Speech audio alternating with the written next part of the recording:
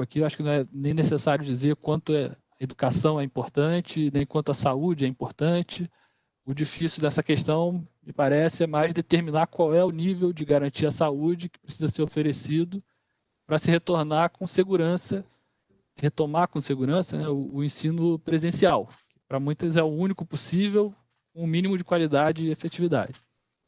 Então, essa questão que é enfrentada no mundo inteiro fica mais complicada no Brasil por causa da nossa desigualdade extrema na educação, na saúde, em tudo mais. Nós nunca chegamos a garantir algumas das proteções mínimas à saúde, né? O Hermano de Castro talvez possa me corrigir se ele estiver ouvindo, mas se não me falha a Wikipédia, acho que desde o século XIX que a teoria dos germes já se consolidou entre os cientistas. A gente já sabe há muito tempo que a sujeira tem umas coisinhas lá que causam doença, né? E no século XXI, a gente, se for aleatoriamente a uma escola brasileira qualquer, é alta probabilidade de não encontrar sabão no banheiro, né? Muitas escolas não têm sabão. Os pais colocam sabão e papel higiênico nas mochilas dos filhos e ficam torcendo para eles usarem, né? Porque às vezes até uma cultura de que o cuidado com a saúde é para os fracos e tal, então fica feio você se proteger às vezes. Então, o desafio é enorme, tem todas essas variáveis e a questão é quanto é preciso garantir, não só com palavras e decretos, mas com sabão de verdade, álcool em gel de verdade, internet de verdade, para que a educação, com todas as suas limitações, para que ela possa voltar a produzir mais bem-estar para todo mundo, sem provocar novas ondas de mal-estar e de morte. Então, para nós é uma satisfação enorme ter reunido aqui 3 pessoas que refletiram muito sobre esse tema. O Hermano de Castro, que é diretor da Escola Nacional de Saúde Pública da Fiocruz, o Luiz Kubota, que é pesquisador do IPEA, e a Cláudia Costin, que é diretora da FGV, centro que é especializado em educação na FGV. Então, muito obrigado aos palestrantes, muito obrigado a todos os participantes que estão acompanhando aqui com a gente. Eu acho que enquanto eu fazia essa introdução, o Hermano de Castro conseguiu acessar, né? O Hermano está com o som ligado? Acho que sim. Boa Que tarde bom. a todas e Boa, todos. boa tarde, nós te ouvimos bem. Então, nós podemos começar, conforme estava previsto, pela apresentação do Hermano de Castro, seguida pela do Luiz Kubota e, por fim, da Cláudia Costin. Professor Hermano de Castro, se puder compartilhar sua apresentação conosco, por favor. Bom, primeiro, boa tarde aí, mais uma vez, obrigado pelo convite. O IPEA é uma instituição sempre muito querida e parceira também, muitos momentos aqui na Fiocruz, pesquisadores, enfim, trabalhos juntos, trabalhos de pesquisa. Mas eu peguei um pouco do que você falou. O meu tema aqui é sobre a pandemia. Eu vou falar mais da saúde pública, porque, embora aqui seja uma escola, eu sou diretor de uma escola, mas a minha formação é em medicina, eu sou pneumologista, e provavelmente, enfim, a Cláudia Costin e tantos outros educadores vão poder abordar essa questão da pedagogia com muito mais profundidade. Mas eu queria só situar uma coisa: a prática da humanidade é uma prática sempre de se proteger quando você tem doenças que não conhece. E a primeira forma de proteção é isolar. Isso não é de agora. Na Bíblia vocês já viram lá os leprosários. O leprosário nada mais era do que pegar uma pessoa doente, que você não sabia exatamente o que era, e colocava ela num lugar para não passar para ninguém. Não sentia a menor noção de micróbio, de nada disso. Sabia que se passava, né? Aliás, a própria raiz da doença malária quer dizer exatamente isso, o mal que vem do ar. E ela é cunhada exatamente porque as pessoas chegavam em áreas pantanosas, em áreas mal cheirosas e adoeciam. De alguma maneira, vinculavam aquilo ao ar. Na verdade, não era o ar, era o mosquito, mas, enfim, coisas estragadas, onde água parada, então, em pântanos. Então, assim, essa relação com a doença e a proteção pelo isolamento e distanciamento, ela é antiga. É a primeira medida quando você não conhece exatamente o que significa aquilo, qual é o processo que está envolvido. Então, foi a primeira coisa que se fez na gripe espanhola e tantas outras, né? Além de determinados momentos, queimar as coisas, né, na hora que morre, para você poder eliminar aquele mal, enfim, incinerar. Então, são medidas de proteção que a humanidade já conhece. E nada mais a gente fez nesse momento, uma doença completamente desconhecida, que ninguém não tem tratamento farmacológico, não sabia exatamente o que era, sem vacina e sem remédio. A primeira medida é exatamente colocar as pessoas no isolamento para se proteger, evitar o contato. E isso até hoje, quer dizer, até agora, hein? Não conseguimos encontrar, conhecemos muito pouco ainda da doença, mas as medidas de saúde pública, elas são medidas, claro, que se aprimorou a questão do isolamento, do distanciamento, e ela tem orientado os países, né? Eu acho que essa é a principal, eu diria, a principal frente hoje da saúde pública para proteger as pessoas, enquanto os pesquisadores e a ciência vão buscando medicamentos específicos que ainda não têm, antirretrovirais, vacinas, né? São questões que a gente sabe que não é simples, não é fácil. Nós sabemos da dengue, por exemplo, até hoje não temos vacina, não vou nem falar do HIV, que também até hoje não tem, mas temos, por exemplo, bons antirretrovirais para HIV. Então, isso significa que há avanços em várias áreas e dão resultado, mas no caso do corona, ainda para nós é uma grande incógnita. Eu vou fazer uma apresentação, vou colocar aqui na tela uma apresentação dessa, do ponto de vista da saúde pública, deixa eu compartilhar aqui para vocês, acho que todos estão vendo. E o tema Estamos vendo. é retomada das atividades escolares. Essa retomada ela tem que estar certamente baseada no que a ciência nos orienta, né? Deixa eu marcar um tempo aqui no que a ciência nos orienta. Eu acho que não tem, nesse momento, nenhuma outra forma. Eu vou dar aqui alguns elementos exatamente para isso, que está balizando a Fiocruz. Aliás, a Fiocruz, eu trabalho aqui há 35 anos como pesquisador, e ela sempre esteve na primeira linha de frente nessas grandes questões. Vocês lembram do Ebola, mais recentemente, o MERS, e tantas outras, né, projetos de HIV. A Fiocruz tem se colocado à frente. Aqui, no Brasil, foi a primeira instituição que recebeu o genoma do coronavírus para o diagnóstico. Nós fizemos a formação dos LACENS, dos laboratórios dos estados, e ainda de laboratórios da América Latina, né?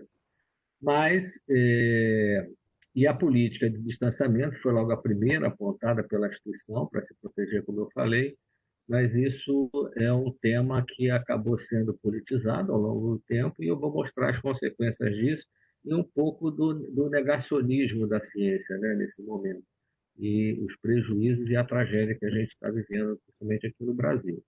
Então, as condições para retorno às atividades deve ter essa garantia, né, de segurança da saúde, mas nós tivemos um conjunto de dificuldades no distanciamento social, não conseguimos um distanciamento adequado, eu vou mostrar isso, dificuldades na medida de higienização. Aí eu acho que nós já sofríamos de algumas pandemias no Brasil, a pandemia da desigualdade, a pandemia da miséria, a pandemia da falta de acesso, e isso agudizou com o Covid.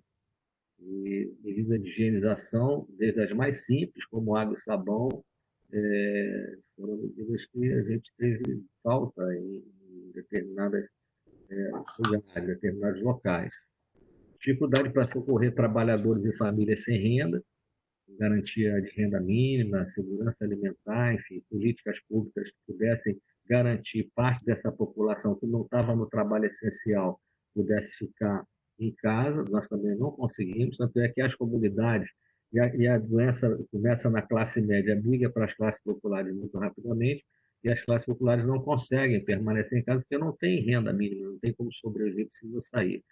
E logo 15 dias depois da transmissão comunitária, nós já verificamos um aumento de mortalidade, de letalidade nessas regiões. Só para vocês terem uma ideia, as favelas do Rio de Janeiro tiveram uma letalidade em torno de 20%, enquanto na média no Brasil a letalidade era de 8, e 8 a 10, aqui tinha o dobro.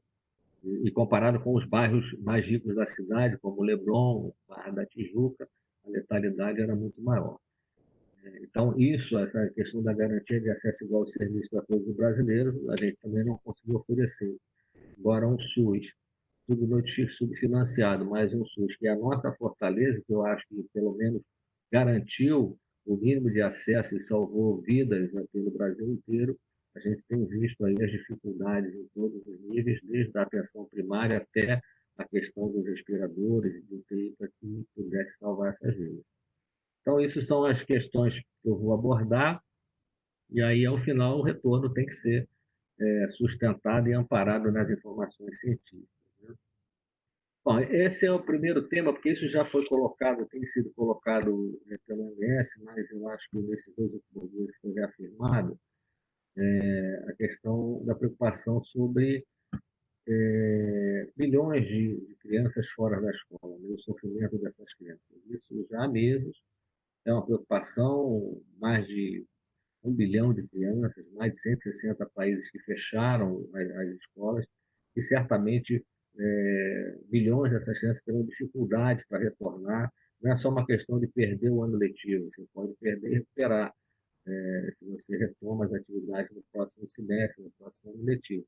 Então, estamos falando aqui de crianças que nunca mais retornarão para as aulas. E isso tudo porque faltam políticas públicas nesses países, principalmente países mais pobres e desiguais como o nosso. Mas, de qualquer maneira, todo documento da OMS e da ONU deixa claro que esse retorno deve ser de forma segura e que os governos devem ter controle da pandemia em caso de morte. Precisa fazer diagnóstico de casos suspeitos, com testagem, rastreamento, manter quarentena, enfim.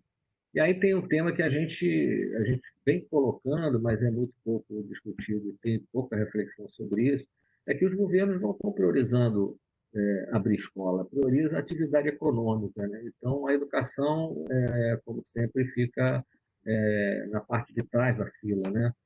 Então, academia, shopping center, restaurante, praia, uma série de atividades que pode ter um impacto econômico, mas que certamente na hora que você faz isso da forma descontrolada, como tem ocorrido em alguns estados e municípios, acaba que você não consegue conter a rede de transmissão e a taxa de contágio dessas regiões, a taxa de contágio acaba subindo e isso significa dificuldade para reabrir as escolas, porque você tem o vírus circulando, né? Você não tem o controle da pandemia. Então, são prioridades trocadas. E só para ter uma ideia da distribuição geográfica do Covid hoje, né? Vocês estão vendo aí onde tem o maior número de casos, né? Por taxa de 100 mil. Brasil, Estados Unidos, muitas regiões que se tornaram epicentro e se mantêm. Brasil e Estados Unidos continuam ainda com níveis muito elevados de casos por 100 mil habitantes. Se vocês olharem esse outro gráfico, um gráfico que mostra como está o comportamento do Brasil, a gente está já quase mais de 30 dias, um patamar elevadíssimo de mortes, nenhum país aconteceu isso, mais de 1.000 mortes diárias. E nós já ultrapassamos por taxa os Estados Unidos já no mês de maio para junho. E taxa, por quê? Porque você tem número de mortes sobre a população. Mortes por população. A nossa população é de 210 milhões, a população americana um pouco mais, 320 milhões, então são 110 milhões a mais que americanos. Quando você pega o número de mortes pela população, a nossa taxa por 100 mil já ultrapassou a mortalidade dos americanos lá no passado. E a gente continua mantendo níveis elevados. Os países que fizeram aquela achatamento da curva, o bloqueio total, fechou tudo, não teve a maior parte das pessoas em casa, foram os países que conseguiram ter uma redução, teve o pico, e logo a seguir uma redução imediata. Isso tem explicações, porque o país é muito grande, é continental, mas os Estados Unidos também. Só que você tem políticas nos estados mais assertivas até do que a política do nível central, o que garantiu, por exemplo, você vê que é uma descida não tão rápida quanto dos países na Europa, mas ela veio numa descida, com fechamento de atividades, segurando e controlando. e com testes também, né? Com mais acesso, inclusive. E a mortalidade menor, porque tiveram melhores condições de atender a população de gravidade.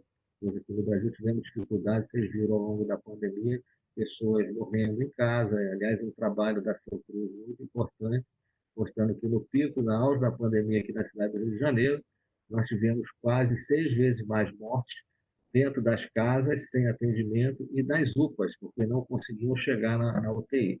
E aqui, boa parte dos serviços de UTI que estavam planejados demoraram muito, por questões que todos estão acompanhando, né? Por questões de desvio de verbas, enfim, vocês têm acompanhado, significou atrasos, e atraso significa morte, as pessoas não tiveram acesso, né, ao serviço. Então, a nossa curva no Brasil, essa heterogeneidade nas políticas, mostra como é que isso vai aumentando. Melhora um pouquinho no estado, daqui a pouquinho volta tudo de novo. Eu vou mostrar aqui essa tem aqui a taxa de mortalidade nesse negócio completamente diferente nos estados, dependendo de como a política em cada estado está se desenvolvendo, com mais ou menos ações de saúde para socorrer essas pessoas que estão se contaminando. Então, aqui vocês estão vendo a questão do distanciamento social. No Brasil, o distanciamento social, nós tivemos o pico em março, no meado de março, por aí. E na maior parte do tempo, nós tivemos sempre oscilando entre 45% e 50% a taxa de distanciamento social. Aí preconizado era que a gente atingisse 75% de isolamento. Esse é o ideal para você conter o avanço da pandemia. E a gente não conseguiu isso. E isso por questões que já coloquei, a ausência de uma política de socorro às populações de baixa renda, devido à confusão que foi, R$ 600 para as pessoas pegarem, enfim, isso dificultou muito que as pessoas ficassem em casa, o distanciamento social acabou não ocorrendo de forma adequada. E aqui o RT, que é aquela taxa de transmissão que a gente sempre coloca, o Brasil sempre teve acima de 1, o ideal, inclusive, para a abertura das escolas, como está colocado nos documentos do OMS, é que essa transmissão fique abaixo de 1. Quando está 1, significa que uma pessoa passa o vírus para uma pessoa. Você mantém uma estabilidade na transmissão. O ideal é que seja 0,5, ou seja, 2 pessoas passando para 1, para que você comece a ter uma diminuição nessa curva. Então, esse é o ideal. Esse gráfico aí mostra os estados, só para vocês entenderem. Cada estado, o vermelho aqui é o número de casos, e aqui é casos do lado são mortes. Vocês podem ver que tem estados que tem momentos vermelho, melhora um pouco, depois volta a pandemia de novo, aí aumenta o número de casos, aumenta o número de mortes.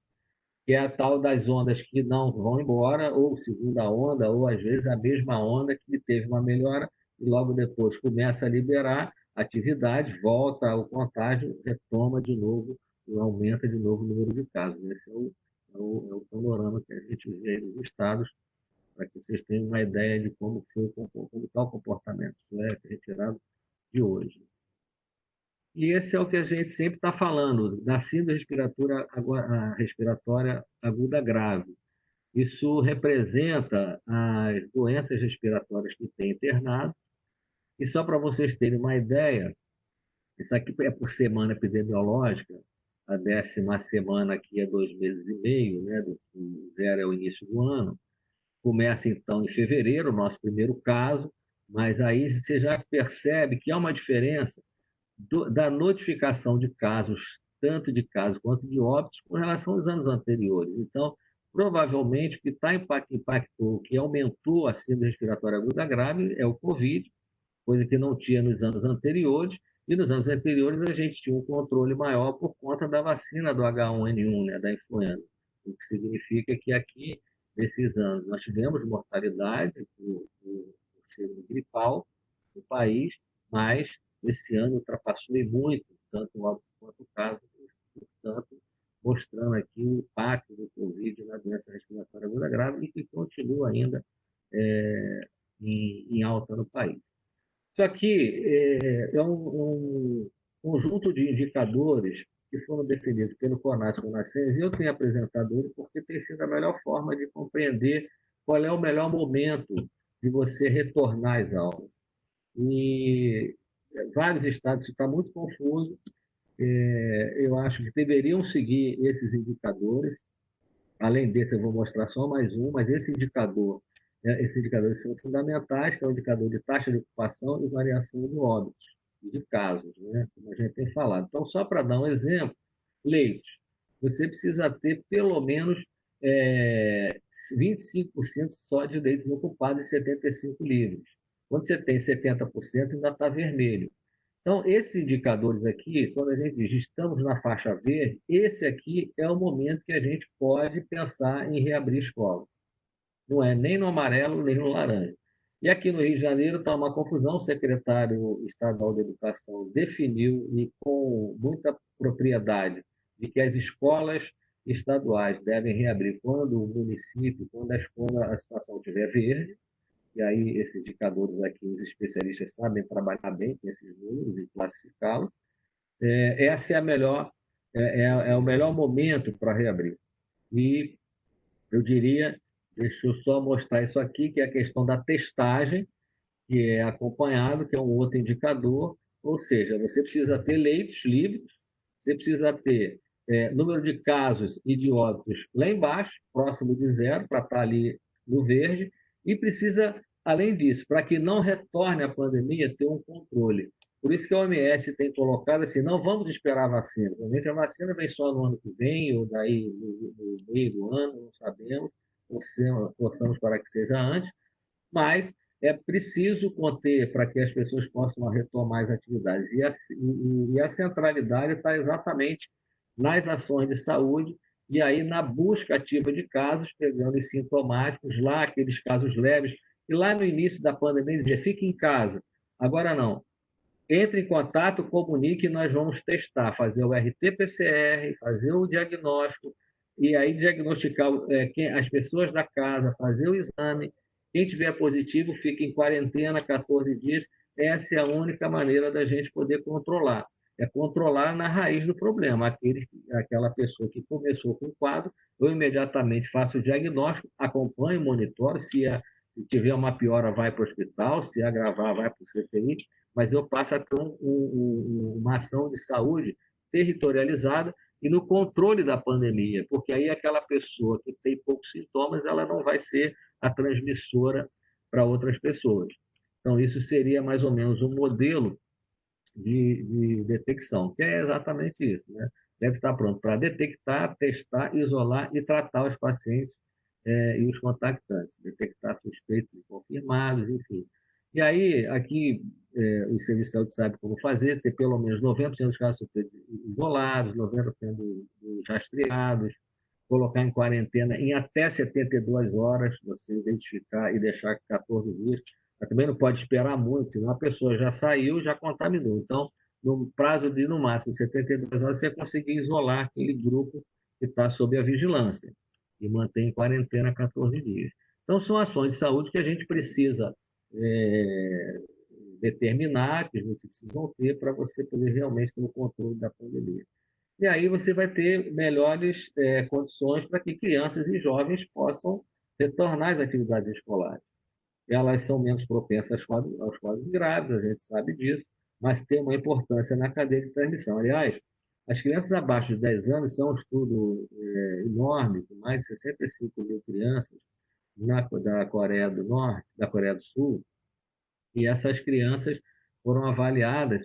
As crianças abaixo de 10 anos têm um poder de transmissão menor do que as crianças acima de 10. Aliás, as crianças acima de 10 anos, de 10 a 17 anos, elas têm o mesmo poder de transmissão de um adulto.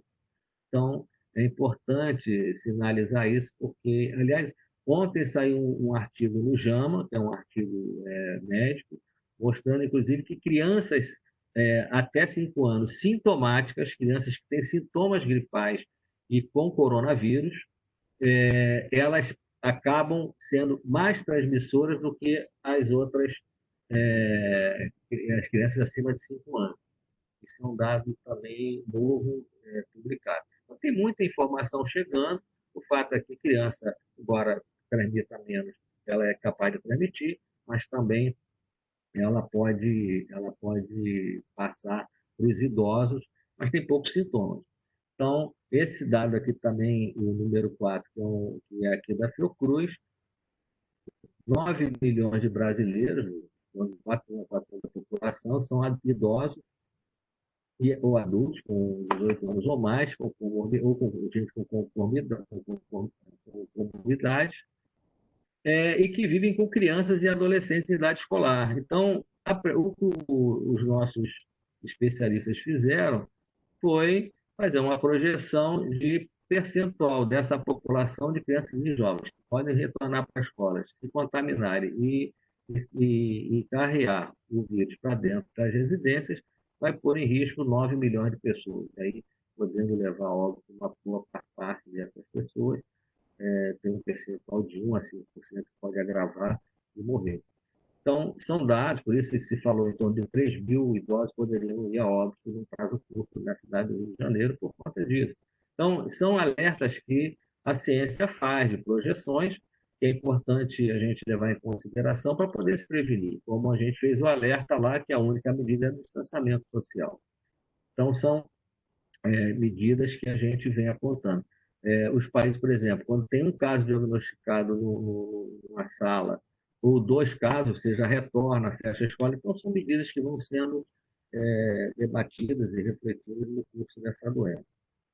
Deve ser minimizados os riscos, né? Você deve ter política de restrição. E o mais importante aqui, para garantir o monitoramento da saúde da população escolar, é uma relação com o Sistema Único de Saúde ou Programa de Saúde Escolar. Então, as escolas precisam ter uma relação muito direta com a saúde nesse momento. Não é simplesmente botar álcool gel ou ensinar a criança a usar máscara.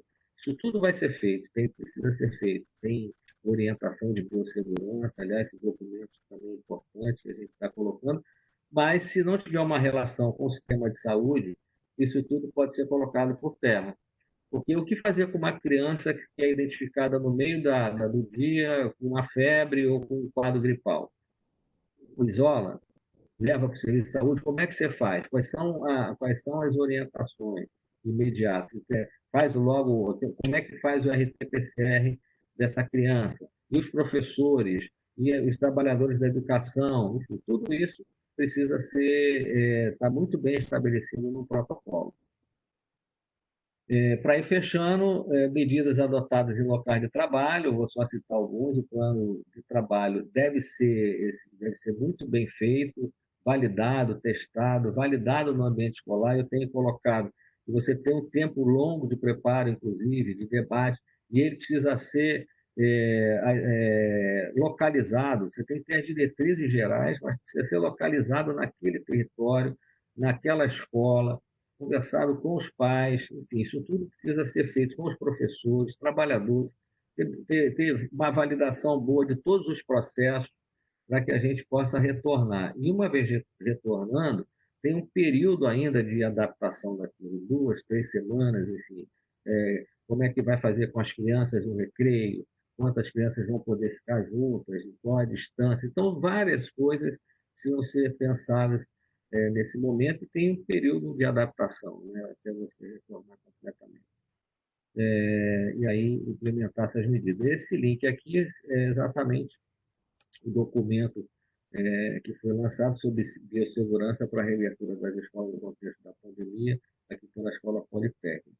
Então, são várias orientações que estão colocadas, importantes, para que a gente possa retornar de forma a não colocar em risco a vida dessas pessoas. Tem questão da violência nos territórios, eu sempre tenho falado, a nossa orientação aqui na própria escola, é sempre a orientação, quando tem tiroteio, é todo mundo se aglomerar num único lugar. Agora, qual é o caminho que a gente vai tomar? Como vamos proteger? E a gente não tem controle sobre a violência nos territórios, infelizmente. Então, são várias questões que são colocadas aqui para nós, e que precisamos discutir muito para que esse retorno seja um retorno tranquilo. inclusão dos pais e professores no planejamento do retorno, garantir segurança, reconhecer a importância do bem-estar psicológico e socioemocional de professores e pessoal de apoio, ajudar professores a se adaptarem às novas condições do ensino não tem sido fácil, mesmo o ensino à distância, esse período foi um período muito sofrido para muitos professores.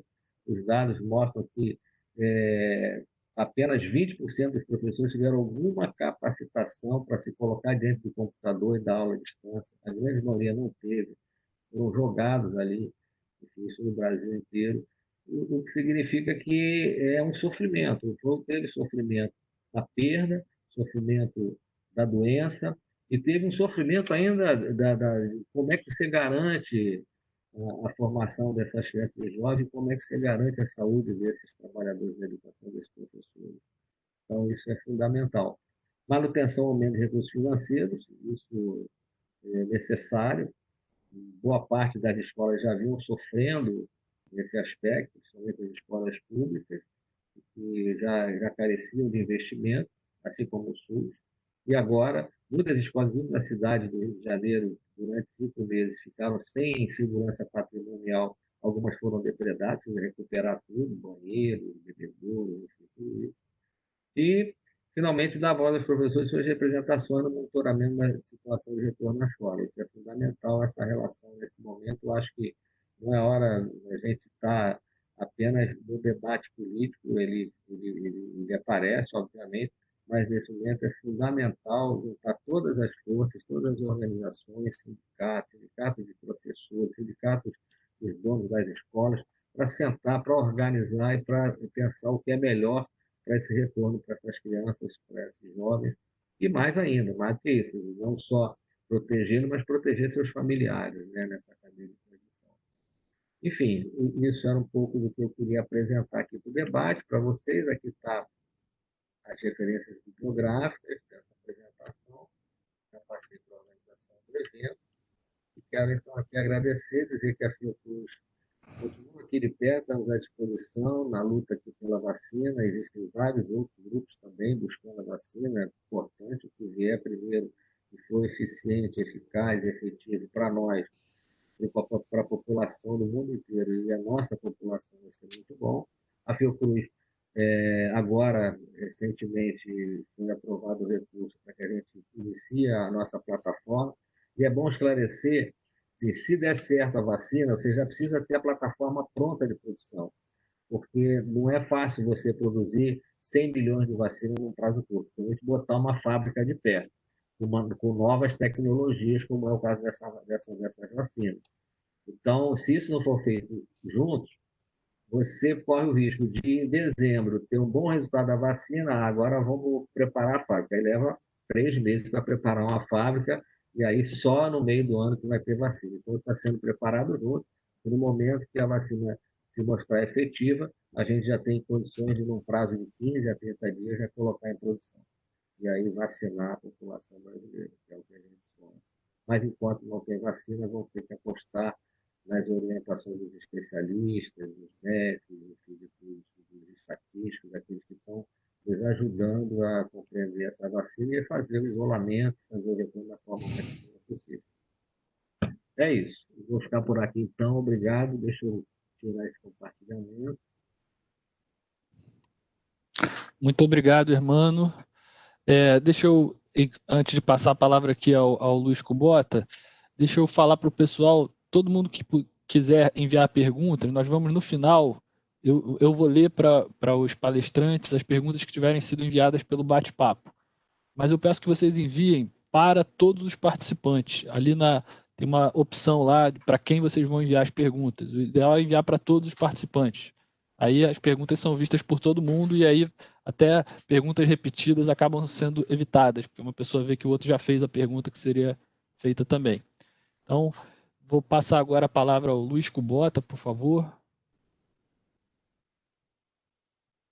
Boa tarde. Está me ouvindo, Marcos? Sim, estou ouvindo perfeitamente. Então, agradeço em primeiro lugar aí ao Danilo, ao Marcos pelo convite. Uma saudação aí à professora Cláudia Coxinha, doutor Hermano, meus companheiros de mesa virtual.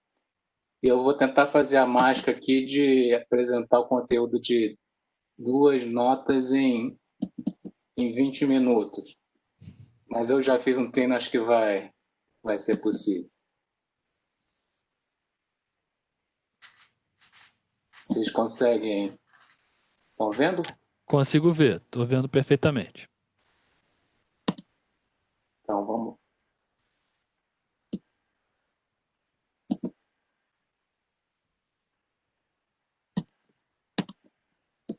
Aqui eu...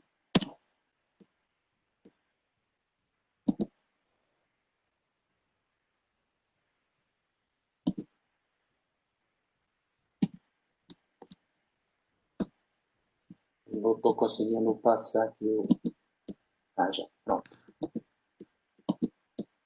Bom, então o que eu vou apresentar são esses 5 tópicos, tá? Rapidamente o contexto internacional, nacional, levantamento de recomendações, desafios para a reabertura e consequências do fechamento e a conclusão. Bom, contexto, como o doutor Hermano já comentou, né, em alguns países a pandemia foi controlada com muito mais sucesso do que em outros. Então, por exemplo, na China, as escolas foram fechadas em janeiro e a partir de março já começaram a abrir. No Japão, elas fecharam em março, em 18 de maio já começaram a reabrir. Na Suécia, elas nunca fecharam para os menores de 16 anos e algumas escolas da Austrália também. No Reino Unido, as escolas ficaram abertas para profissionais da linha de frente, principalmente para o pessoal da saúde. E nos Estados Unidos e na Itália, a situação parecida com a nossa, elas ainda estão fechadas. Ou seja, nos países onde a pandemia foi controlada com mais sucesso, a princípio não houve grande trauma nesse processo de abertura. Aqui no Brasil, até onde eu sei, o primeiro estado a fechar foi aqui em Brasília, o Distrito Federal. E se vocês notarem a data que eu comentei do fechamento do Japão, há uma diferença de apenas 2 semanas entre o fechamento no Japão e aqui em Brasília. Sendo que no Japão a pandemia ocorreu bem antes do que aqui, né, pela proximidade com a China. Então, aqui no Brasil, os estados foram rápidos, na verdade, em fechar as escolas. Foram as primeiras organizações a serem fechadas. O processo de reabertura começou em Manaus, com as particulares, em 6 de julho. Recomeçaram agora essa semana nas particulares do Rio. Vários municípios da ABC Paulista já informaram que não vão voltar presencialmente nesse ano, só no ano que vem. Hoje, no DF, foi liberado pela Justiça a reabertura, que estava prevista inicialmente para 27 de julho. Em São Paulo está previsto a partir de setembro.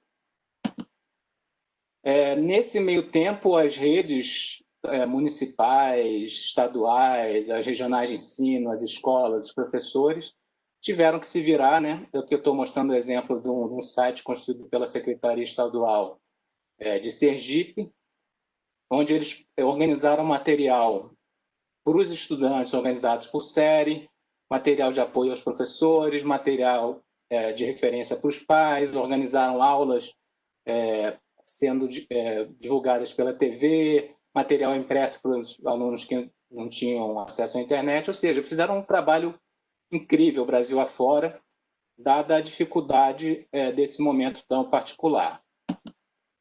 E aí tem uma série de recomendações, o doutor Hermano já citou, né? Tem o material da OMS, da Unesco, material da Fiocruz, do CONSED, National Academy of Science, John Hopkins, o material do governo britânico, e eles são muito, muito alinhados entre si, né? O que eles propõem? Distanciamento social, o que vai acarretar a redução do número de alunos por turma, em grande parte dos casos, e, por consequência, vai necessitar de um ensino híbrido, né? Uma parte dos alunos vai assistir em sala e outra vai assistir em casa. A questão da higiene respiratória, das mãos, uso de máscaras, como já foi colocado também, a importância da sanitização dos ambientes escolares, a gestão dos resíduos, como já foi colocado também pelo doutor Hermano, a organização dos horários, né, para evitar aglomeração, tanto na chegada quanto na saída por recreio, na saída da escola, políticas específicas para aqueles alunos e profissionais que pertençam aos grupos de risco, né? Esses, a princípio, deveriam permanecer em casa. Locais de isolamento para quem apresentar sintomas durante as aulas. Programas para mitigar a perda de aprendizado, que não vão ser poucas. Modelos para fechamento e abertura, conforme o ressurgimento da transmissão na comunidade.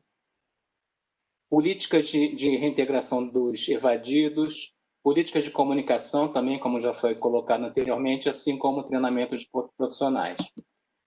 Algumas recomendações específicas que eu elenquei de algumas dessas organizações. A National Academy of Sciences, eles sugerem a priorização dos alunos que vão do jardim ao 5º ano e aqueles também, os alunos com necessidades especiais, por serem os mais prejudicados, os menos adaptados ao ensino remoto. Eles recomendam o uso de máscaras cirúrgicas para os professores, não recomendam a N95 por uma questão pela questão da comunicação, que ela é prejudicada, e também pelos profissionais não estarem acostumados com ela, ela é desconfortável e pode provocar a sensação de sufocamento também. O manual da Fiocruz já sugere estratégias diferenciadas para alunos das séries finais e cursos em fase de conclusão, que é um pouco a estratégia que o município do Rio está seguindo, né? Os alunos lá do 3º ano do ensino médio, do 9º ano, do 5º ano. A Unesco propõe que se previna a estigmatização das pessoas infectadas. Acho que isso é muito importante, porque todo mundo deseja que, no caso de alguma suspeita, os pais informem imediatamente a escola, né? Mas se o pai tiver a preocupação de que seu filho vai sofrer algum tipo de estigma, ele pode estar evitando essa comunicação. A Johns Hopkins ela toca num ponto interessante, que é a questão do sigilo dos dados, porque os dados de saúde têm uma natureza mais delicada que os dados da educação. Então, se a escola estiver fazendo, eventualmente, testes, e alguns desses testes sejam positivos, né, tem que ver como vai ser tratado essa informação. E o governo britânico ele trabalha muito com essa questão das bolhas, né? Ele propõe que se formem grupos de alunos que não se comuniquem com outros grupos, de preferência que tenha um professor regente, né, que também não dê aula para outros grupos de alunos, assim sendo mais fácil você isolar essa bolha em caso de alguma contaminação. Bom, isso acho que tudo faz muito sentido, é muito lógico, mas aí vamos ver como é que é a dificuldade no Brasil real, como já foi comentado ali até no início pelo Marcos, né? Com relação ao grupo de risco, eu fiz um levantamento no censo escolar de 2019 e projetei o percentual de docentes que completam 60 anos nesse ano de 2020. Tá? Então, são 3,6% no Centro-Oeste, 6,5% no Sudeste, 4,5% no Nordeste, 3,7% no Norte e 5,2% no Sul. Não são números tão grandes, até porque os docentes têm uma condição de aposentadoria diferenciada, mas, obviamente, já são profissionais que, a princípio, ficariam fora das aulas presenciais. Pode estar entrando, saindo profissionais de um ano para o outro, mas acho que os grandes números são esses. Com relação à questão sanitária, né, o Marcos comentou, às vezes não tem sabão na escola. Vai muito além disso. Né? Na verdade, com dados do censo do ano passado, um quarto das escolas não tem acesso à rede pública de água. Tá? E aí eu fiz uma distribuição no território. Quanto mais clarinho, melhor a situação, que é principalmente aqui no estado de São Paulo. E quanto mais escuro, mais complicada a situação, que é principalmente ali no norte, né? No Acre, Amazonas e Pará, e no Nordeste também várias áreas, e algumas também do Sul, vocês podem ver alguns pontos com esse problema. E aqui é um mapa que é irmão gêmeo, né? A questão da falta de esgoto ou fossa séptica. Tem uma situação boa aqui em São Paulo e uma situação complicada em várias outras regiões do país, principalmente no Norte e no Nordeste. 22% das escolas não têm acesso, seja a redes públicas de esgoto, seja a fossas sépticas. Quando se fala no ensino híbrido, você pensa automaticamente na internet, nas escolas, né? E a gente consegue observar com dados também do censo, nos mapas anteriores eu tratei de todas as escolas do Brasil, tá? 180 mil escolas. Aqui eu estou falando só do ensino fundamental e médio, que são 134 mil escolas. Você tem 27% delas que informaram não ter acesso à internet. Mais uma vez, problema principal no Norte e Nordeste, mas alguns problemas também aqui no Sudeste, inclusive em São Paulo. Só que não adianta só você ter acesso, você tem que ver a qualidade desse acesso à internet, né? Então, utilizando uma amostra de 20 mil escolas que foram analisadas pelo NIC-BR em parceria com o MEC, a gente observa que a média e a mediana da velocidade desse link é razoavelmente baixo, 24 megas de média, 10 megas de mediana, que provavelmente é menos do que a maior parte dos senhores que estão assistindo ao webinário tem em casa. E se você pensar que vamos ter vários acessos simultâneos ao mesmo tempo, essa velocidade vai ser um complicador. Na nota técnica tem vários gráficos, mas em função do tempo eu vou citar só esse aqui, tá? Eu fiz um levantamento dos equipamentos de informática na escola: computador, impressora, scanner, lousa digital, equipamento multimídia, desktop para os alunos, computadores portáteis e tablet para os alunos, e fiz uma divisão pelo tipo de estabelecimento.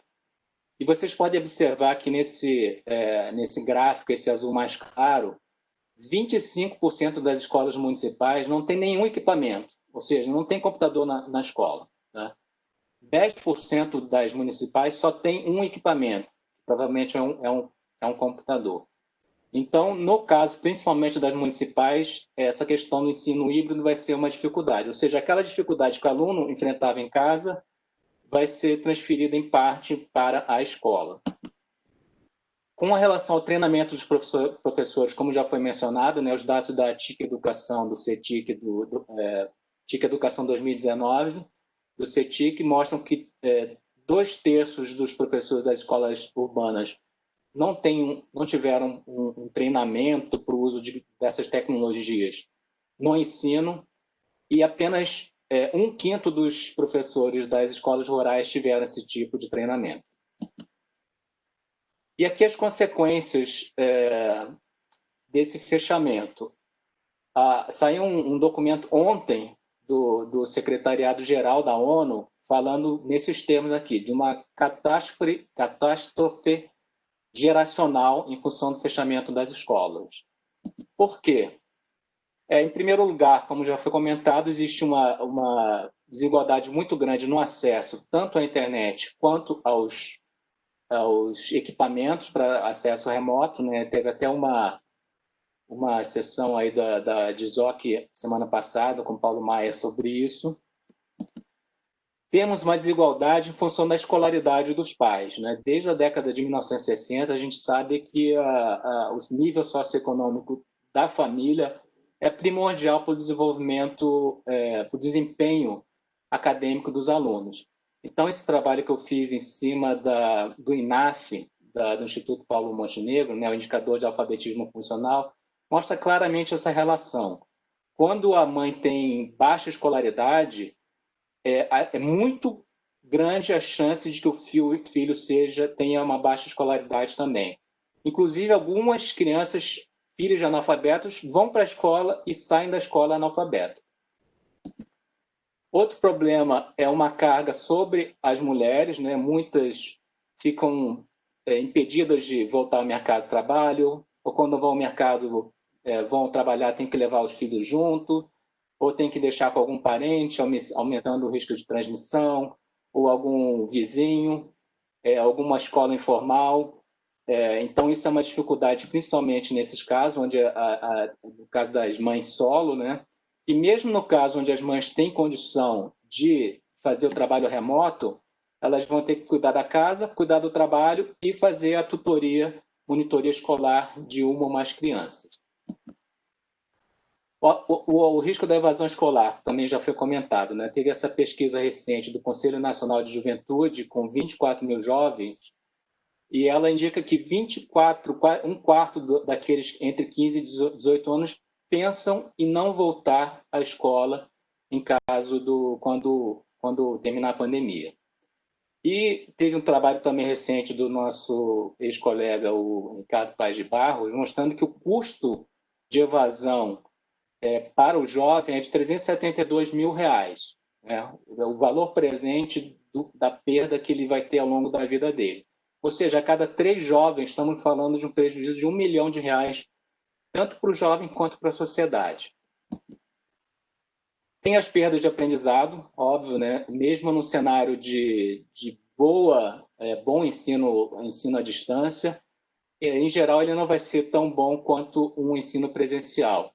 Teve esse estudo da McKinsey estimando que a perda, lá no cenário americano, para o indivíduo é de 60 a 80 mil dólares, considerando o ano escolar 2021, com interrupções presencial remoto. Tem também essa pesquisa da nova escola, com cerca de 700 professores, falando que o nível de participação dos alunos na rede pública é baixo. Isso é comum, né, em cursos à distância, e o nível de participação dos pais também é baixo. Tem a questão da saúde. A gente está preservando os alunos e professores por um lado, mas tem a questão alimentar, da segurança alimentar. Por mais que alguns estados e municípios estejam proporcionando vales ou alguns outros esquemas de alimentação, provavelmente o resultado não é tão bom quanto a alimentação balanceada que é proporcionada na merenda escolar, e algumas crianças provavelmente também estão sem apoio nenhum nesse sentido. A escola também serve como um receptor, né, de denúncias de abuso infantil. Então, essa porta de denúncia para os conselhos tutelares fica fechada também nesse período. E, obviamente, tem a questão da saúde mental dos alunos, né? Que temos as crianças mais trancadas dentro de casa do que a maior parte dos alunos, sem possibilidade de socializar, o que é natural nessa faixa etária. Então, para concluir, as escolas foram fechadas por um motivo mais do que justo, um motivo de força maior, mas as consequências são graves também, né? Os impactos disso são bastante graves e tendem a persistir ao longo da vida do aluno. Ele não se encerra nesse período em que a escola está fechada. Os estudos lá da nossa tradição da economia, do James Heckman, mostram que o melhor investimento que existe é a educação de qualidade na primeira infância. A discussão sobre a reabertura é muito quente em países onde a pandemia está com problema de controle, né? Que é o caso dos Estados Unidos e Brasil, por exemplo. Em outros países, essa reabertura foi bem mais tranquila. Existe uma enorme desigualdade de infraestrutura, tanto sanitária quanto tecnológica, o que vai representar um desafio quando essas escolas forem reabrir e transitar do ensino remoto emergencial para o ensino híbrido. E a falta de fluência digital também vai representar um desafio nessa transição. Obrigado. Eu fico aí à disposição para perguntas posteriormente. Muito obrigado, Luiz. Vamos passar a palavra agora à professora Cláudia Costin. Peço que a professora ligue seu microfone, sua câmera. Vamos lá. Maravilha. Bom, boa tarde a todos e a todas. Eu queria agradecer o convite do IPEA, queria saudar os dois palestrantes que me precederam, doutor Hermano e o Luiz. E eu vou falar, naturalmente, que de uma perspectiva mais educacional. Embora nesse processo todo que nós estamos vivendo, eu tenho tomado um certo tempo conversando com epidemiologistas.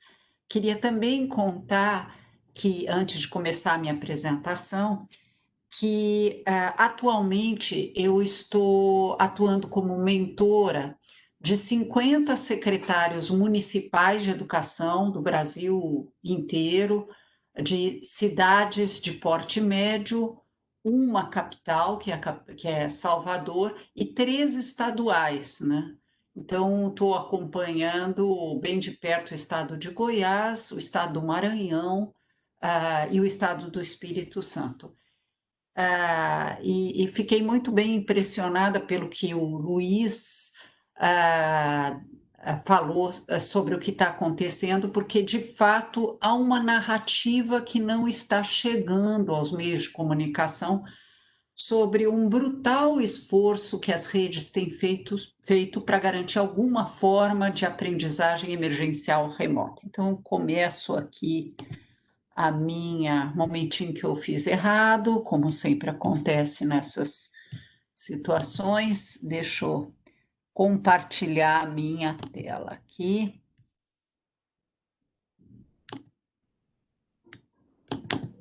Vamos ver se eu acerto, acho que sim. Vou pôr agora. Estamos vendo. Ótimo, eu vou pôr em tela cheia que fica mais adequado. Então, eu começo a nossa conversa falando estritamente de educação e mostrando que num contexto em que a ODS 4, Objetivo de Desenvolvimento Sustentável 4, estabelecido em setembro de 2015 pela ONU, para ser atingido em 2030, estabelece que não basta dar acesso e sequer conclusão na educação, ou seja, dar acesso, como dizia o objetivo do milênio, né, do ano de 2000, para ser estabelecido até 2015, acesso universalizado ao Fundamental 1, ao que nós chamamos de Fundamental 1. Agora nós falamos não só de acesso, mas de conclusão e também de qualidade do processo de ensino. E qualidade do processo de ensino, eu participei da formulação dos ODS, quando eu fui diretora global de educação do Banco Mundial, quer dizer, e as metas, não dá tempo da gente analisar as metas, mas as metas deixam claro o que significa resultado de aprendizagem. E, infelizmente, o Brasil vive, no período pré-pandemia, um problema grave de aprendizagem.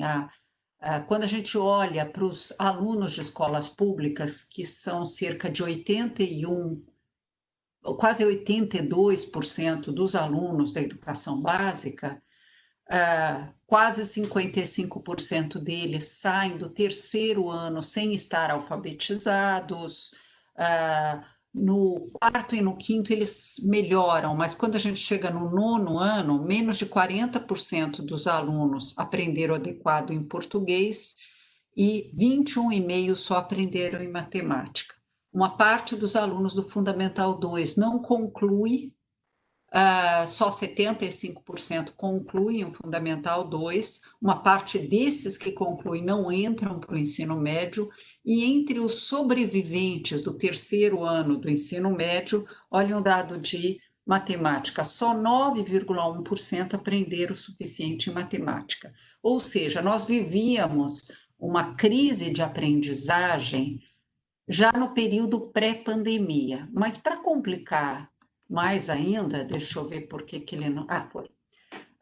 Quando a gente olha os dados do PISA, a gente constata não só que o Brasil não vai bem no PISA, apesar de melhoras do período de 2003, particularmente do período de 2003 a 2012, o PISA mostra que há uma profunda desigualdade educacional. Entre as 79 economias que participaram no último PISA, nós fomos a segunda mais desigual. E também há dois dados interessantes, não, tristemente interessantes, no Thales, que é um recorte separado de pesquisa no PISA, em que se mostram que, como nós já sabíamos, que a carreira de professor é muito pouco atrativa, só 2,7% dos alunos brasileiros de 15 anos que participaram do PISA dizem que têm como sonho ser professores, e que, para complicar um pouco mais as coisas, a formação oferecida a professores no ensino superior, ela é excessivamente divorciada da realidade profissional que eles vão encontrar, como a gente pode dizer, no chão da escola, né?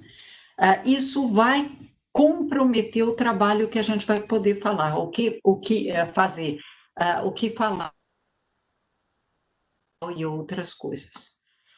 E um outro complicador que a gente constata em relação à educação brasileira, já antes mesmo dessa pandemia, é que, com o advento da inteligência artificial, de uma automação acelerada e extinção de postos de trabalho, né? O Osborne e o Frey chegam a falar em 2 bilhões de postos de trabalho que estarão extintos até 2030, a educação é desafiada a oferecer competências de nível muito mais sofisticados, o que não é simples para nós.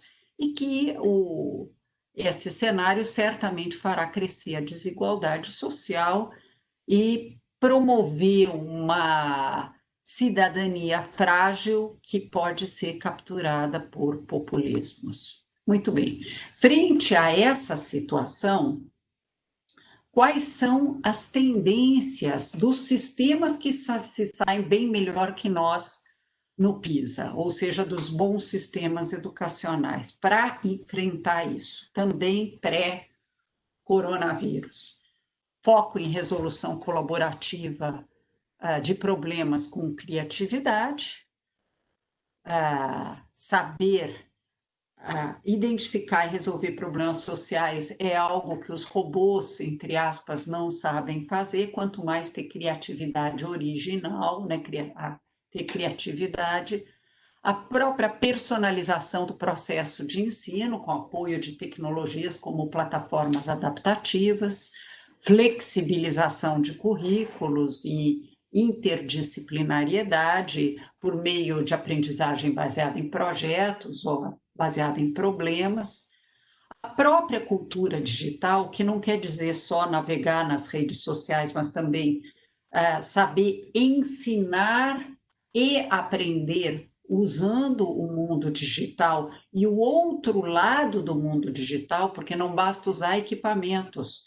Se a gente entra no ensino híbrido, o que se faz quando o professor está presente? Um uso muito maior de metodologias ativas e de uma aula em que de fato ensine a aplicar conceitos aprendidos por meio de algumas ferramentas de ensino à distância, como televisão, computadores ou outras plataformas, né, digitais ou televisão, para dar as aulas expositivas, e o professor é aproveitado naquilo que ele traz de melhor, que é assegurar aprendizados, ensinando a pensar matematicamente, a pensar cientificamente, em suma, a praticar, a utilizar conceitos aprendidos em problemas da realidade. Outra tendência forte são o ensino ou desenvolvimento de competências para o século XXI, como as chamadas competências socioemocionais. Mas eu anotei aqui 3 delas que têm sido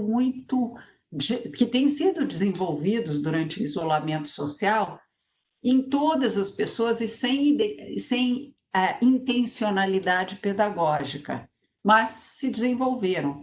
Todos nós, professores, alunos, e eu falo como alguém que começou sua carreira inicialmente como professora de educação básica e hoje sou professora universitária, adaptabilidade. Todos nós tivemos que nos adaptar a uma circunstância, e aqui eu abro um parênteses, que não era planejada. Às vezes eu ouço algumas pessoas falando assim, as escolas não tinham planos de contingência. Lógico que não. Se nem os epidemiologistas estavam preparados, imagine nós, educadores. As escolas não formaram os professores para esse ensino, mas nem nos países desenvolvidos. Eu participo de 2 webinars semanais com outros países, né? Eu fui diretora global de educação do Banco Mundial, então mantive contato com ministros de vários países. Ninguém estava preparado, nem na Alemanha, para essa circunstância, e ninguém foi preparado. O que facilitou a vida deles na Alemanha foi o fato de que a inclusão digital era muito maior, mas houve uma situação não esperada e que precisou ser trabalhada. Nós aprendemos a nos adaptar. Um número enorme de professores se reinventou, não só para atuar em plataformas que eles não tinham hábito, mas em programas de televisão. No Maranhão e também no Rio Grande do Norte, não só o governo, a rede estadual, mas as redes municipais usaram muito rádio. Eles tiveram que se reinventar como dando aulas em rádio sem o preparo necessário, mas nós aprendemos. As crises são oportunidades, são situações não só de sofrimento, mas de intensa aprendizagem e inovação por parte da humanidade. Outra competência que foi muito desenvolvida foi a empatia, a capacidade de se colocar no lugar do outro, não preciso me estender nisso. E a abertura ao novo, que é uma competência socioemocional muito importante para o século XXI. Mas também esses sistemas educacionais têm combinado nos seus currículos 2 questões que se somam, que são habilidades, então olhar muito mais para um currículo centrado em habilidades, mas habilidades combinadas com conhecimentos. Eu pus aqui que, mesmo para leitura e interpretação de textos, ampliar o repertório cultural de crianças que vêm de meio de vulnerabilidade tem sido muito importante, porque não adianta tentar ler, e há diagnósticos equivocados de analfabetismo funcional que refletem apenas a dificuldade de compreensão por repertório cultural restrito de alguns alunos. E a outra coisa que eles estão trabalhando é protagonismo do aluno, ou seja, formar o jovem ao mesmo tempo para a autonomia, para ser protagonista da sua própria vida escolar e ser atuante na sua comunidade e numa série de comunidades interconectadas em rede. Nesse contexto, o que faz a Covid-19? Quer dizer, nós não estamos entregando, nós temos uma crise de aprendizagem, nós temos uma profunda desigualdade educacional, e o que dizer de estar preparado para o século XXI? Vem a Covid-19, está um estudo da McKinsey que mostra que cerca de 191 países foram afetados com escolas total ou parcialmente fechadas. E o que os países fizeram e o que nós fizemos frente ao que eles fizeram? Porque eles começaram antes, que foi o que o doutor Hermano mostrou. Primeiro, usaram uma combinação de diferentes mídias para o que a União Europeia chamou de aprendizagem emergencial remota. Foi emergencial para todo mundo, ninguém estava preparado e ninguém se baseou exclusivamente com o ensino online. Uma boa parte dos países europeus, e o Brasil não foi exceção, para além das plataformas digitais, usou também TV, para poder chegar em muito mais famílias. Mas tem um comentário importante sobre online, porque no começo da pandemia, quando a gente imaginava que ia durar 4 semanas ou 5 semanas, havia uma narrativa paralisante que dizia o seguinte: é melhor não fazer nada porque não é todo mundo que tem conectividade online. E, infelizmente, um certo número de municípios não fez absolutamente nada. Tocantins caiu um pouquinho nessa narrativa, Pedro II caiu um pouquinho nessa narrativa, mas tem um estudo do Instituto Rui Barbosa, que congrega os tribunais de contas. Por sorte, isso foi desfeito, desconstruído. 82% dos municípios adotaram uma resposta à Covid-19, usando, os estados todos usaram online, combinados com TV. No caso do Rio Grande do Norte e do Maranhão, usaram também rádio, e foi muito poderoso. E no caso de quem usou TV e rádio, usaram também roteiros de estudo. O uso do online foi importante para construir uma competência entre professores e os alunos que puderam acessar. Eu queria lembrar que no Maranhão, 61% dos alunos estavam sistematicamente na plataforma digital e continuam sistematicamente na plataforma digital. Então, essa narrativa paralisante de então não pode ser por meio digital, então não pode fazer nada, graças a Deus foi enfrentada. Uma outra coisa que os países fizeram, e o Brasil não foi uma exceção, é dar uma forte atenção à questão da desigualdade educacional.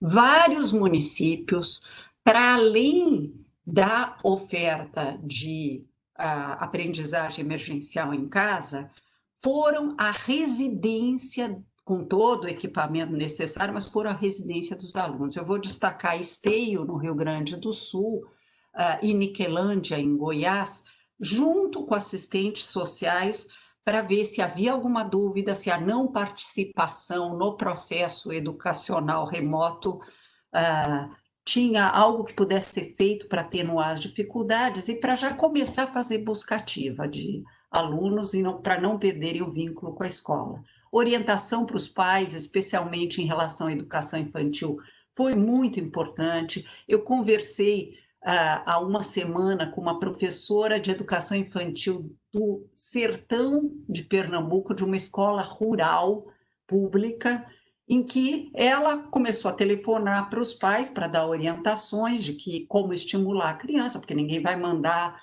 a criança assistir programas de rádio ou de TV, a criança muito pequena, que nós estamos falando de educação infantil, mas ela conseguiu montar grupo de WhatsApp para isso, e isso foi também bastante interessante. As formações de professores foram emergenciais, não foram fantásticas, porque foi o que conseguiu se fazer, porque os próprios gestores de rede nunca tinham trabalhado com essas coisas. Mas um comentário importante é que os países que retornaram já usaram esse tempo de pandemia, de isolamento social, para planejar cuidadosamente o retorno. E aqui cabe me fazer um comentário parecido com o que o doutor Hermano fez. Ou seja, infelizmente, as autoridades, tanto educacionais quanto sanitárias do país, e aqui eu estou falando dos ministros, não fizeram, como em outros países, a coordenação da resposta educacional à Covid e da preparação do retorno. Então, a grande insegurança entre gestores de redes públicas e profissionais. Quem o substituiu nesse papel foi o Conselho de Secretários Estaduais de Educação e a Undime, que congrega os secretários municipais de educação. Eles tiveram um papel protagonista fantástico nesse processo e, por conta disso, foi que nós conseguimos, de algum jeito, com o exército de professores indo para a linha de frente em municípios que ainda não tinham tomado iniciativa e os gestores de rede correndo atrás, e alguma coordenação acabou acontecendo nesse processo por conta da atuação da Undime e do Concede. Um comentário, já estou chegando para o fim, sobre a volta às aulas e o que eu observei das experiências internacionais. Eu conversei com vários países que já voltaram, conversei com o ministro da Alemanha, conversei com a Áustria, conversei com a França e conversei com Portugal e Israel. Em todos eles foi pensado, e acho que o doutor Hermano mostrou isso, o Luiz também, uma estratégia de volta às aulas. Alguns países preferiram os mais velhos primeiro, dada a facilidade maior de compreensão de protocolos sanitários e também a possibilidade que eles se tornassem protagonistas ou embaixadores da disseminação desses protocolos frente a seus colegas. Aqui no Brasil, está se trabalhando com essa ideia de mais velhos primeiro, embora no começo se falava mais em começar com a creche, o que me preocupou enormemente. Não há como ter distanciamento social na faixa etária de 0 a 2. Eu queria lembrar que o que nós chamamos de creche, o que a França chama de creche, não é a mesma coisa. A França começou com as crianças de 3 anos. A Inglaterra deve começar com as crianças de 2 anos, mas 0 a 2 ninguém começou o retorno por eles. Uma criança tira a chupeta da outra, é difícil, tem que se trocar fraldas, é um processo bastante complicado. A outra coisa que foi falada pelo Luiz, que eu acho que é muito importante, é a ideia de acolhimento, tanto de profissionais, os professores, quanto dos alunos no processo de volta, com espaço para catarse desses profissionais, mas também com o apoio das equipes de saúde e de psicologia. Também nesses países foi feita uma avaliação diagnóstica para identificar gaps de aprendizagem entre esses alunos, para poder montar um bom sistema de recuperação de aprendizagem. E todos fizeram busca ativa dos alunos que não voltaram. Eu queria também aproveitar ao falar do acolhimento, que o fato de que o veto do presidente estabelecia que as redes têm que ter equipes de psicólogos escolares, como foi derrubado esse veto, isso nos favorece no processo de retorno, porque, como bem falaram os dois que me antecederam, problemas de saúde mental aconteceram entre professores. Espera que eu preciso tentar... espera, aqui. E ao meu último slide.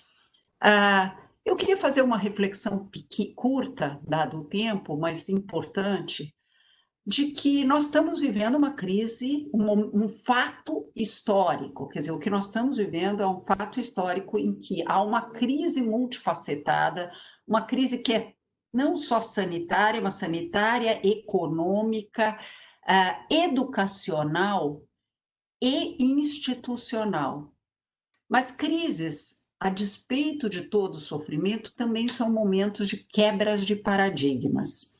E, no caso da educação, especificamente, houve uma grande aceleração da inclusão digital, tanto de professores quanto de estudantes.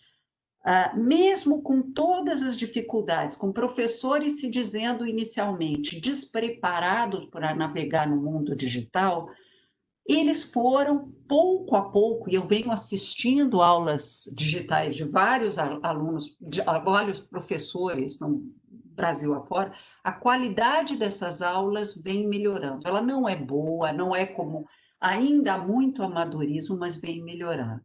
E as competências digitais vão acabar entrando na formação de professores, porque já foi decidido pelo CNE, pelo Conselho Nacional de Educação, foi aprovada a Base Nacional Docente, que complementa a Base Nacional Comum Curricular, que estabelece competência digital como a competência de número 5 a ser trabalhada ao longo da escolaridade dos alunos.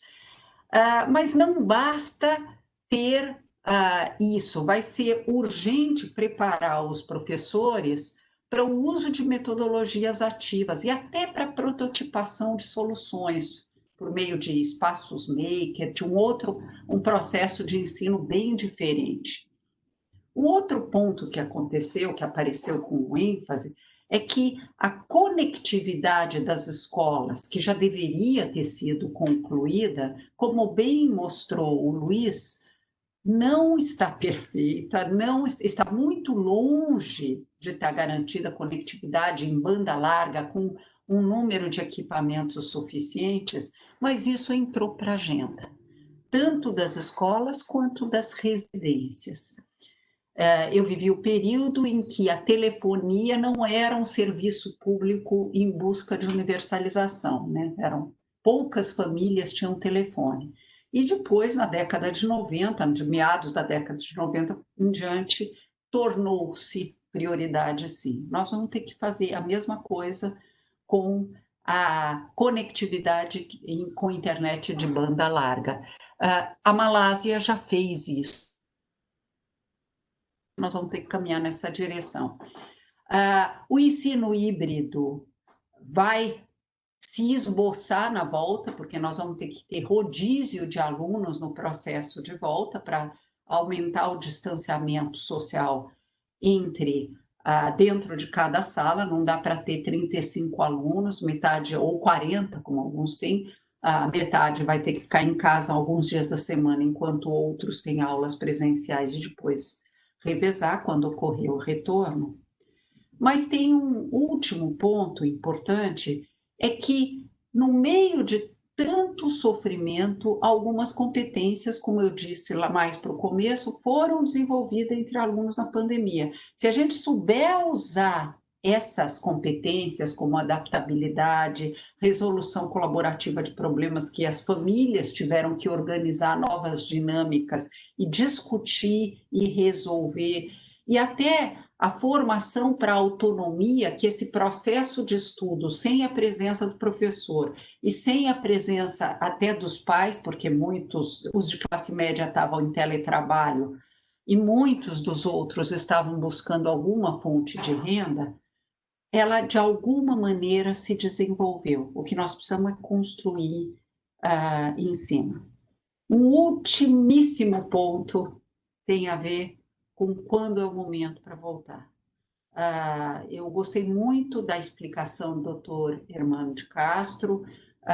Eu conversei e ouvi bastante a doutora Margarete Dalcomo, que disseram com toda clareza que a vacina não vai estar operacional esse ano ou no começo do ano que vem, como muitos vinham anunciando. Eu só mando meus filhos na escola quando todos estiverem vacinados.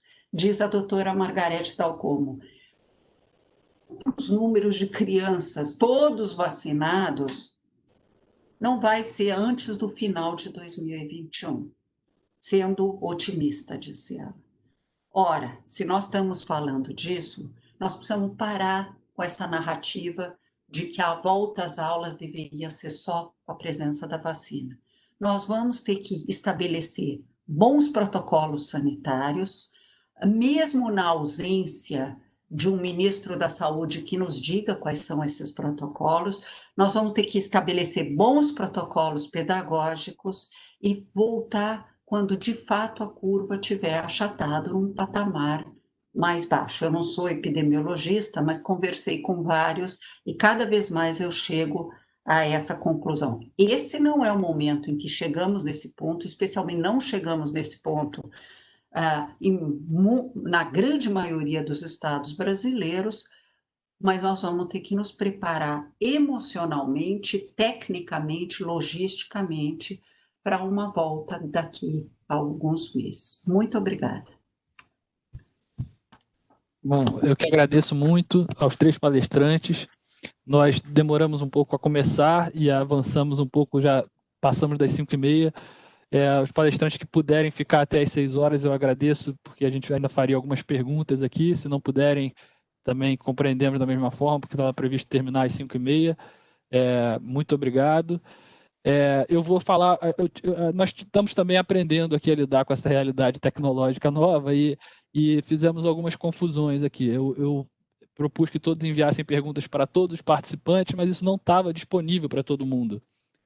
Só estava a opção para todos os convidados, eu não conseguia ler. Bom, o Danilo me encaminhou as perguntas, eu fiz alguns blocos de perguntas aqui para passar para pessoas específicas. Então, começar para o Hermano de Castro.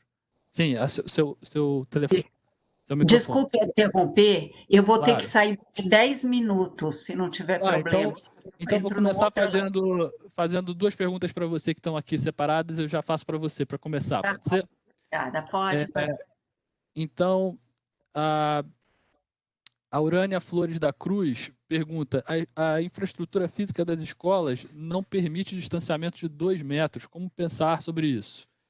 E mais adiante, só para completar a segunda pergunta, para já ficar com as duas, a Leila de Holanda Smith pergunta: como adequar a abertura das escolas para alunos do ensino médio integrado ao técnico, que permanecem em tempo integral nestas unidades escolares? Bom, em primeiro lugar, tanto Urânia quanto Leila, vai ser um grande desafio logístico a volta às aulas.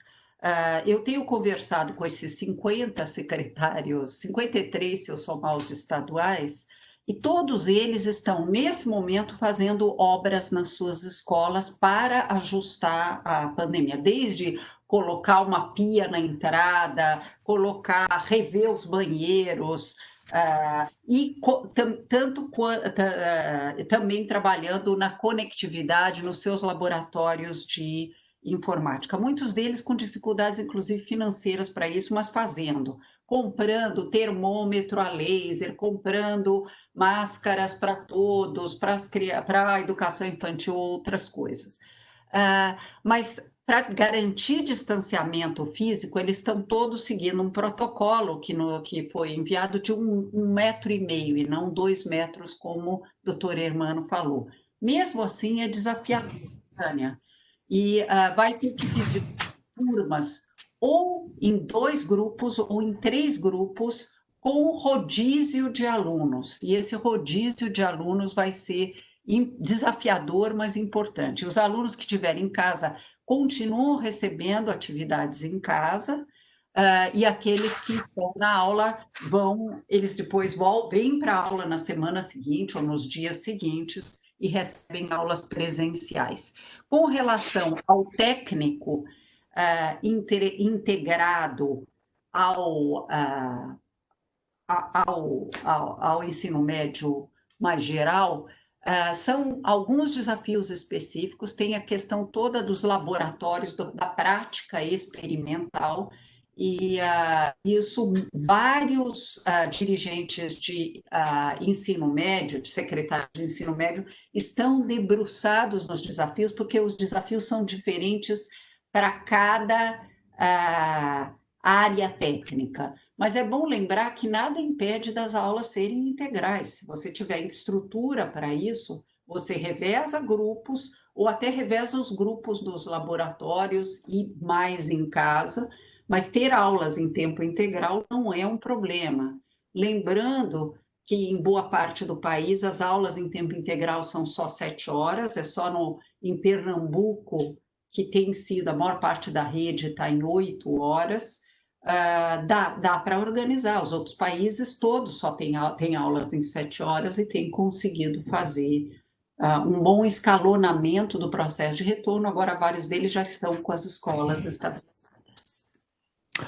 Muito obrigado. Eu termino só falando que eu deixo o meu Twitter, porque se alguém tiver uma pergunta específica que não conseguir fazer, é @Cláudia Costinho, e respondo dúvidas muito rapidamente no Twitter, e fico à disposição de vocês. Muito obrigada, foi uma honra participar nesse evento do IPE com os meus dois colegas. Bom, a honra é nossa recebê-la, muito obrigado pela participação. Fique à vontade muito agora. Obrigada. Eu vou, então, agora fazer perguntas direcionadas ao Hermano de Castro.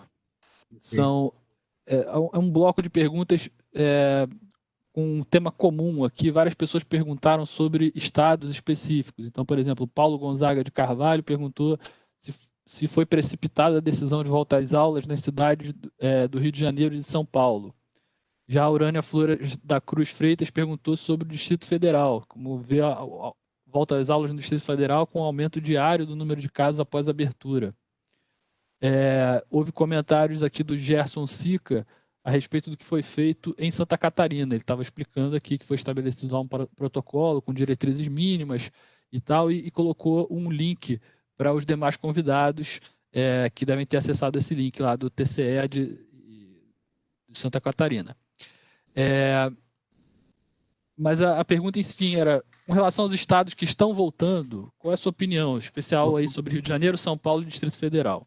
Marcos, o Rio de Janeiro é precipitado, mas eu consigo falar dessa forma porque a gente tem acompanhado a epidemia aqui, né?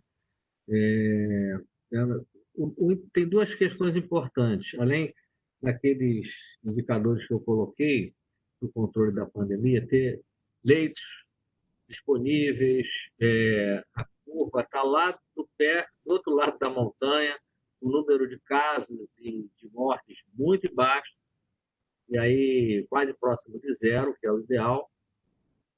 Mas o mais importante é a capacidade que o sistema de saúde tem de detectar os novos casos, não permitindo que esses novos casos evoluam ou que eles saiam à rua para que possa contaminar outros. Essa é a única maneira de controlar o contágio. Sem isso, nós vamos oscilar sempre com aumento, porque abre um determinado bloco de atividade.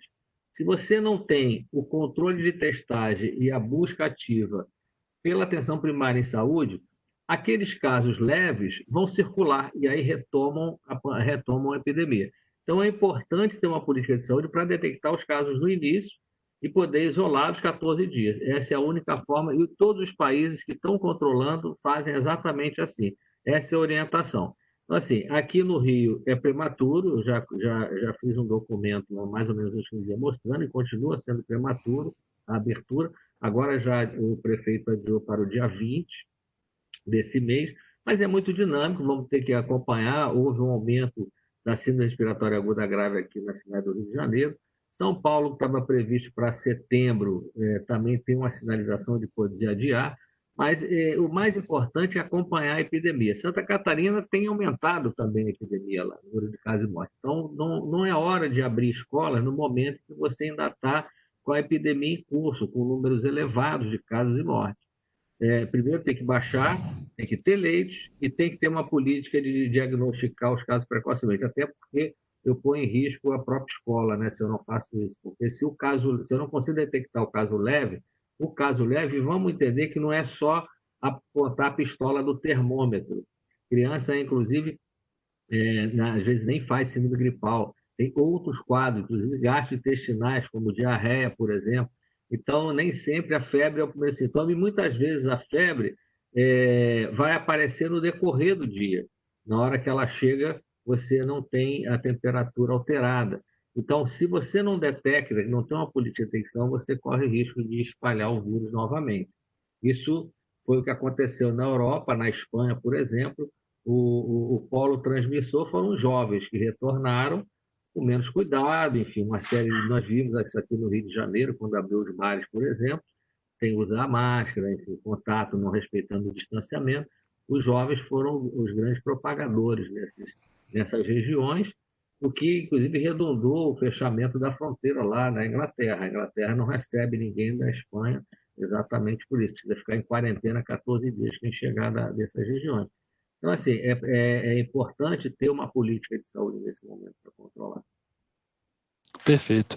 Vou agora direcionar aqui algumas perguntas para o Luiz Kubota. Ô, Marcos, eu vou sair, eu vou dizer assim, também que eu tenho 18 horas, eu tenho uma outra reunião que eu vou tratar de tuberculose e Covid.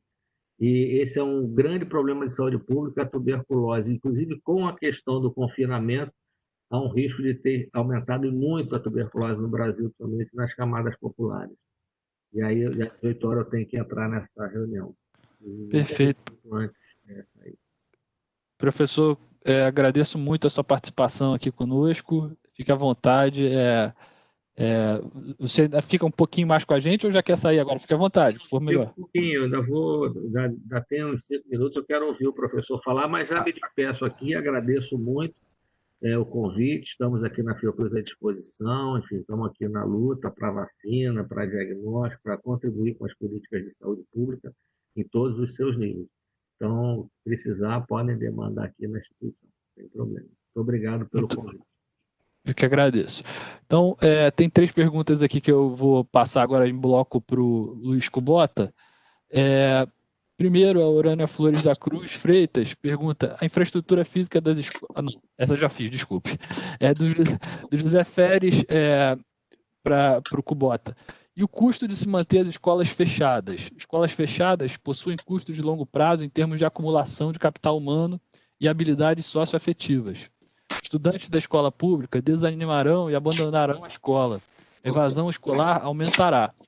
Então, o primeiro ponto é esse, pensar no custo de manter a escola fechada. O segundo ponto da Urânia Flores da Cruz Freitas, essas orientações impactam direto na infraestrutura das escolas, em especial as públicas. O que teria que ser feito caso se volte às aulas com segurança? Tá? Só acrescentar aqui que a professora Cláudia Coxim estava mencionando obras que estão sendo feitas em vários lugares, né? Mas, assim, para aqueles 25% ou 20 e tantos por cento que não têm acesso à rede de água, eu não acredito que haverá obras para resolver no curto prazo. Então, nesses casos, por exemplo, o que pode ser feito? A infraestrutura é tão precária, o que se faz com esse 1/4 da rede que não tem acesso à água? E, por fim, tem a questão aqui do Danilo Santa Cruz Coelho. Esta é uma pandemia de longo prazo. Está claro que algo precisa ser feito em relação às escolas. Kubota, qual deveria ser o papel do governo federal nessa questão? Então, são 3 pontos aí. Do Zé Férias, o custo de fechar e tal. Bom, obrigado pelas perguntas. Férias é meu chefe, né? Acho que eu troquei muito nesses pontos na apresentação. O custo é imenso, né? O custo de evasão estimado pelo PB é 372 mil por jovem, e a gente tem um problema seríssimo disso no ensino médio. E tem uma série de estudos do Banco Mundial, a ordem de grandeza lá que eles estimaram mundialmente é da ordem de dezenas de trilhões de dólares, do prejuízo das escolas fechadas e da perda de qualidade no ensino. Então, realmente, é um custo que fica um pouco escondido, né? Enquanto as contaminações, os óbitos, a gente vai vendo diariamente no jornal, esse é um custo que vai correr ao longo aí das vidas dos indivíduos, mas a ordem de grandeza é imensa. Com relação à questão da urânia, realmente o desafio, claramente, pelos dados lá que eu levantei, são das escolas municipais, principalmente, tá? Porque a gente fica com aquela ideia, a pública versus a privada. Mas a pública, a estadual, tem um perfil, dentro das variáveis que eu levantei, semelhante ao das escolas particulares. O problema mais sério é o das escolas municipais. E aí, bom, tem certas coisas que a gente não conseguiu resolver em 200 anos, né? Do saneamento a gente não vai conseguir resolver em 2 meses, acho que vai ter que ter soluções mais paliativas. Mas com relação ao financiamento é que eu não sei como é que vai ser equacionado, porque teve a lei complementar 173, e aí já entrando na questão do Danilo, eu não sei se o governo federal vai entrar com algum recurso adicional para isso, né? Com relação ao governo federal, acho que, em primeiro lugar, cuidar das escolas federais. Como eu coloquei na apresentação, acho que as redes municipais e estaduais fizeram um trabalho excepcional, dados os recursos disponíveis e o tempo que tiveram para implementar. E escolas que são o primo rico, né, que são as escolas federais, em grande parte estão parados, inclusive o próprio Pedro II, como foi citado pela professora Cláudia. Então, acho que, em primeiro lugar, isso eu comentei também no seminário da DISOC semana passada, com o professor Remy da UNB, mesma coisa para as universidades federais, né? O percentual de alunos sem conectividade, no caso do ensino superior, é pequeno, e, por exemplo, o Estado de São Paulo conseguiu resolver isso. As estaduais de São Paulo continuaram tocando as aulas remotamente sem paralisação, enquanto as federais, em grande parte, estão paradas. Então, no que diz respeito diretamente à atuação do MEC, acho que o que pode ser feito inicialmente nas escolas federais e nas universidades. Agora, a questão da coordenação realmente já foi comentado também pela professora Cláudia, acho que faltou, né? Teve todo o problema da troca de ministros e acho que realmente está faltando um papel de coordenação. A professora Cláudia citou vários exemplos, né, onde esses protocolos foram tocados em nível nacional, e aqui a gente está vendo no Brasil uma questão muito federativa, inclusive no estado do Rio, aí onde vocês moram, até disputa, né, entre o município do Rio, o estado do Rio, com protocolos, com orientações diferentes. Então, realmente, acho que faltou também um pouco essa questão da coordenação. Muito bem.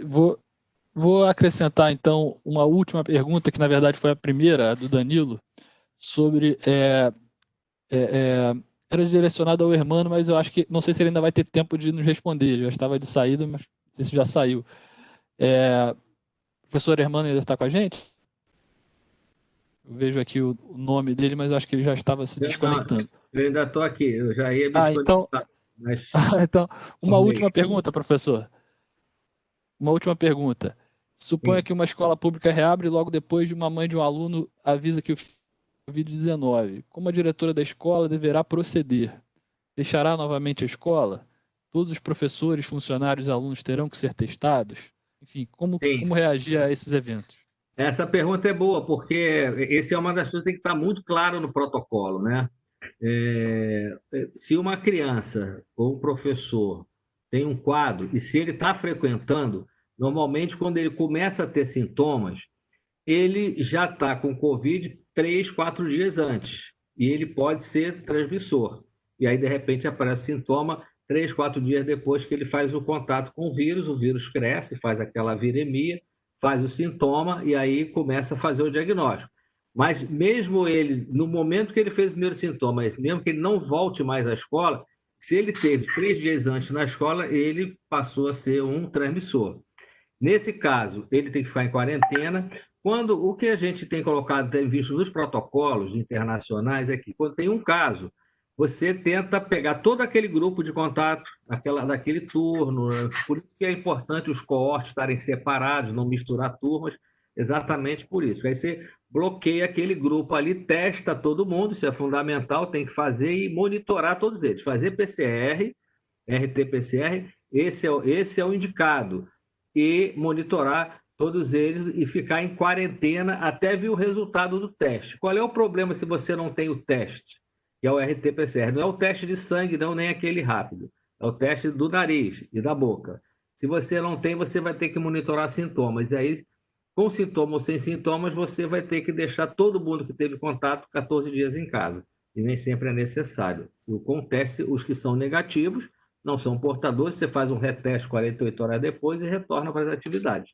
Então, tem que ter uma política de saúde muito clara. Se tiver um caso, você fecha ali aquele grupo e o que os protocolos colocam, quando aparece 2 casos na mesma escola, no mesmo período, a escola deve encerrar suas atividades, avaliar de novo e retomar posteriormente sob nova avaliação. Perfeito, professor, muito obrigado. Desculpa aí o abuso da pergunta de última hora, mas obrigado a todos. Nós vamos ficando por aqui. Eu quero só responder aqui o que foi perguntado no bate-papo, se existe certificado. Não, esses eventos nós não emitimos certificado. Nós, na semana que vem, vamos falar de um tema que foi passado aqui várias vezes, o tema do saneamento. Então, convido a todos a retornarem na semana que vem, quarta-feira, às 4 horas, novamente. O tema vai ser o novo marco regulatório do saneamento no Brasil. Nós vamos ter o Ronaldo Ceroa da Mota, que é professor da UERJ, e o Cláudio Fristac, da Interb Consultoria e International Growth Center da LSI. Então, eu acho que por hoje já tivemos um longo seminário, muito produtivo, muito interessante. Agradeço a todos e desejo um bom fim de tarde a todos e que retornem na semana que vem. Eu deixei o link do nosso canal de YouTube para quem quiser. Amanhã nós disponibilizaremos o vídeo que foi gravado hoje e, junto com ele, os slides dos 3 apresentadores. Lá também estão disponíveis os vídeos e slides de todos os webinários anteriores. Recomendo que assistam, que consultem esses textos e fiquem conosco nos próximos seminários. Muito obrigado, saúde a todos e cuidem-se bem. Abraços.